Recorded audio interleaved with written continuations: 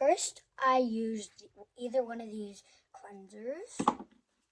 Then next I used this Watermelon Glow toner. Then I would use like any moisturizer, but I'm out of my favorite moisturizer. So yeah, I would put this serum in it, the Ordinary Serum or the Glow Recipe 2-drop serum. Then I would spray my face with this Rose Spray, Grace and Stella, or the Mario Badescu Aloe Orange Blossom spray. Then last but not least, I would use this Blossom Berry Shea Butter Lip Mask to make my lips like super smooth.